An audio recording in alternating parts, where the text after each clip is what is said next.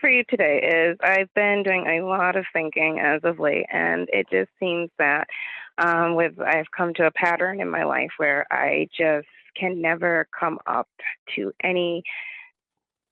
I live a mediocre life, and no matter how, and not on purpose, I try extra, extra A hard not to. mediocre life. Now, And wait a minute. Whoa, whoa, whoa, yeah. whoa, whoa, whoa, whoa. Tell me what I don't know what a mediocre life is. Tell me what that means.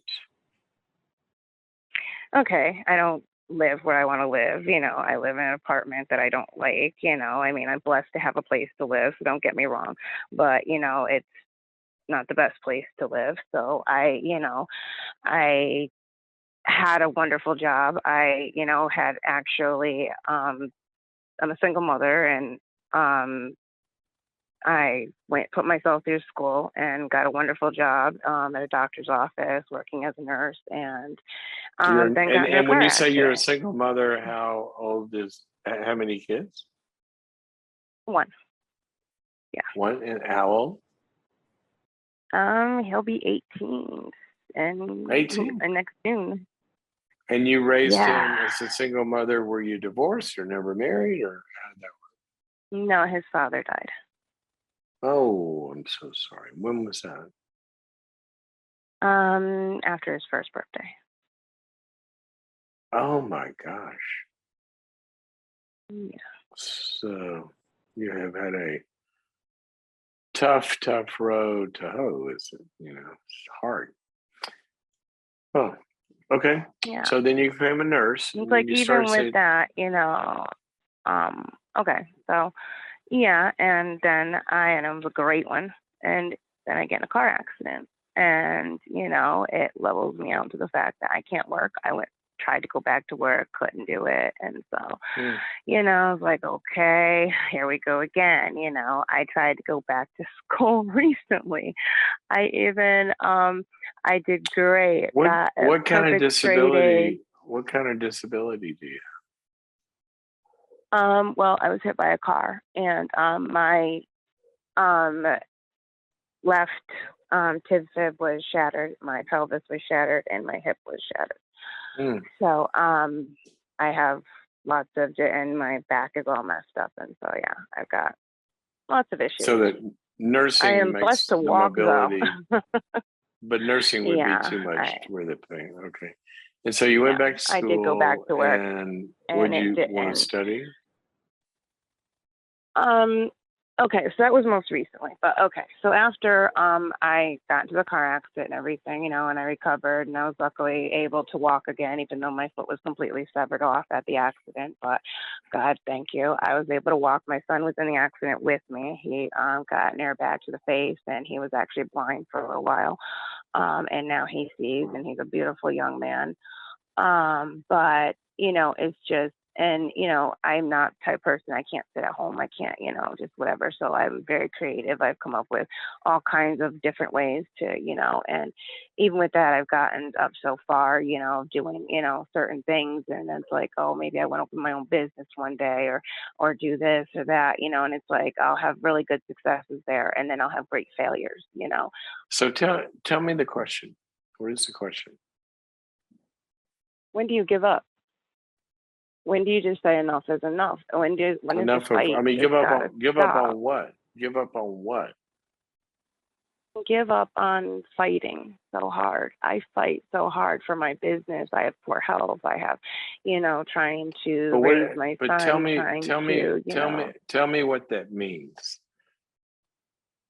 Are you talking about, like, when do you, like, what does give up not like mean? in my life. Okay, I'm not talking about Now, like you're in not my going to life end or your anything like life, so that. you're still going to No, be no, no, no, alive. no, So no. what do you mean? Give up Yeah. what? What does that mean? How do you, I guess my question is more, how do you accept that you're never gonna get anywhere? Why would you accept that? Because it's been the reality of my life. Okay. Even like I said, more recently, I tried to go back to school to get another, to heighten my nursing degree.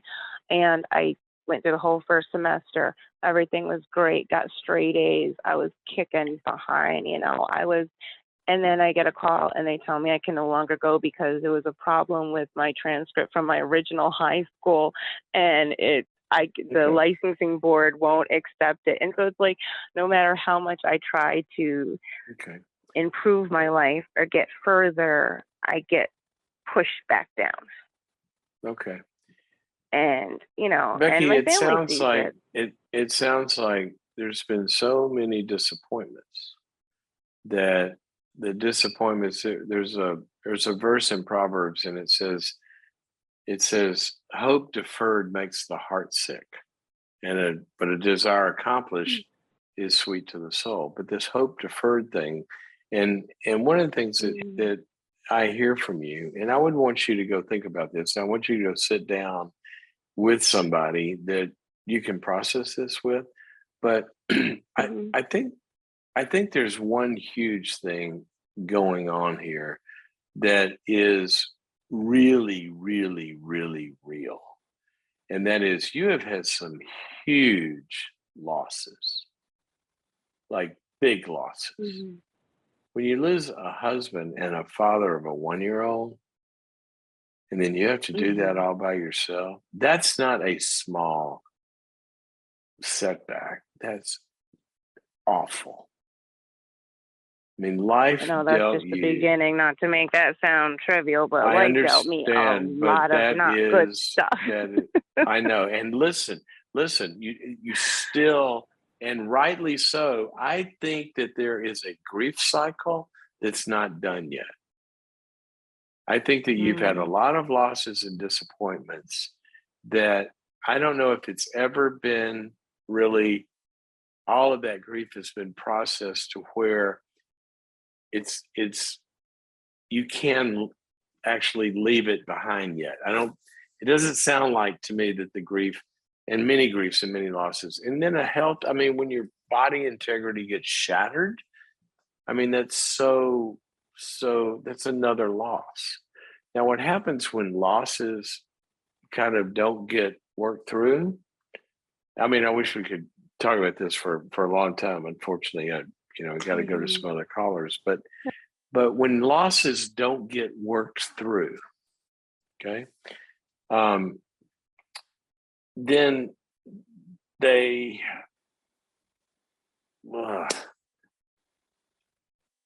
continue to be felt, and they tend to hold on, I gotta fix my screen here.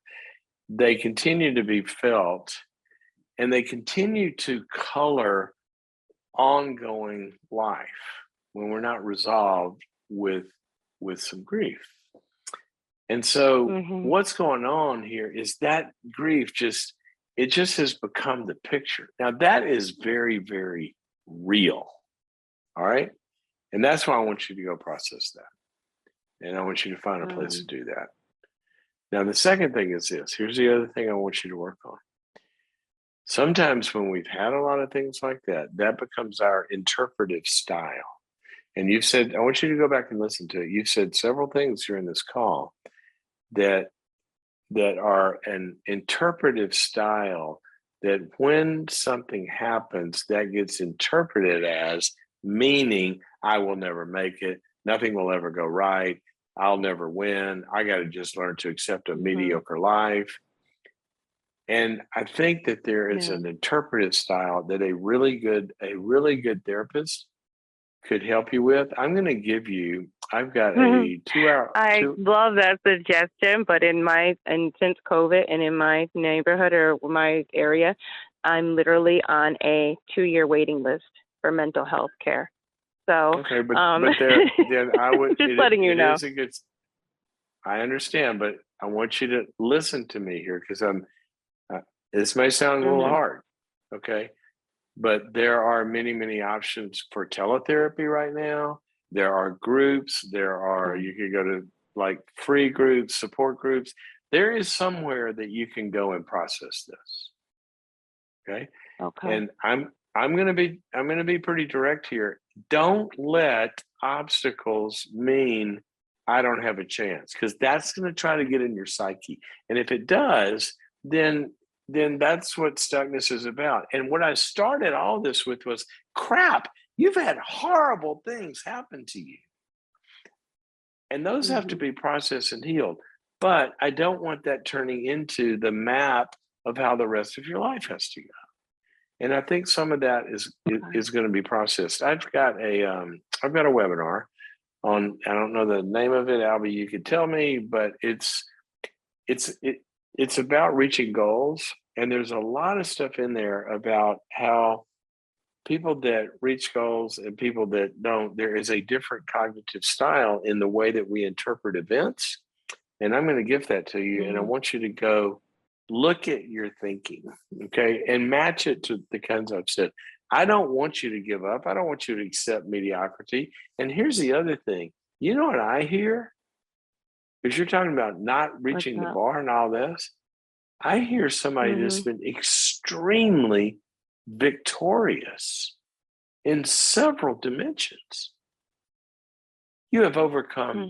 horrible physical disabilities. You've gotten advanced degrees. You have raised a good young man all on your own while you're grieving Yeah. his father. You have, it sounds like, good relationships with your sisters, probably some other good relationships. That, my friend, is not a mediocre life, but your head is Yeah. telling you it Hmm. is. I'm listening to All right. I'm listening to kind of a hero here. Thank you. Well, Mm. don't laugh it off. I mean it. Anyway, I got to talk to some other people, but I am glad you called, Okay. and I want you to do two things. One of them is dealing with the bad, and the other is interpreting things differently going forward. Because I don't know anybody that's ever accomplished anything that didn't hit awful obstacles and kind of have to reinvent the wheel and start over. And other people say, well, Yeah. it's not going to work, and they don't try. Okay, I got to run. Thank you for your call, and let me know what happens. All right. Thank you so much for your time. Okay, you're Bye. welcome. Bye. I want to talk a little bit about that mindset, and because what she's experienced is very human.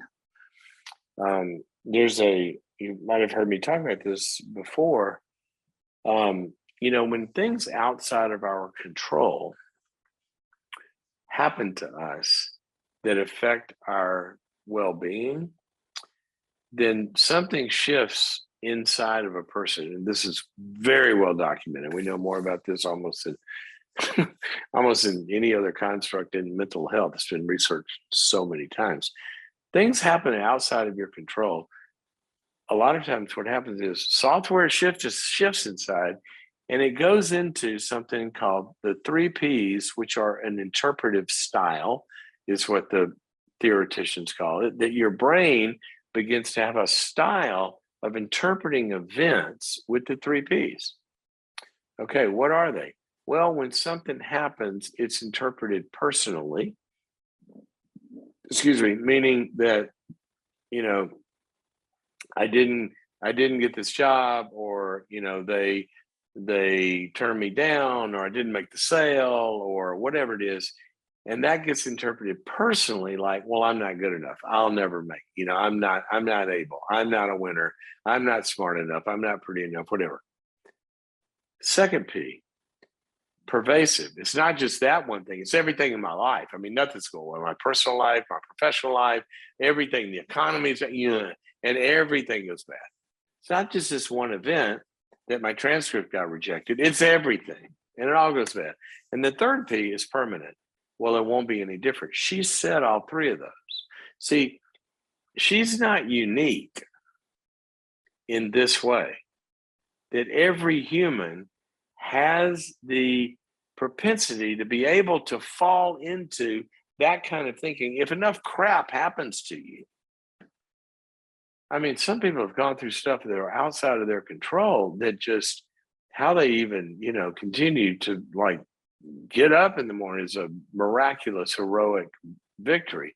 Because who wouldn't say, I give up? It's just too much with what's happened with some people in their lives.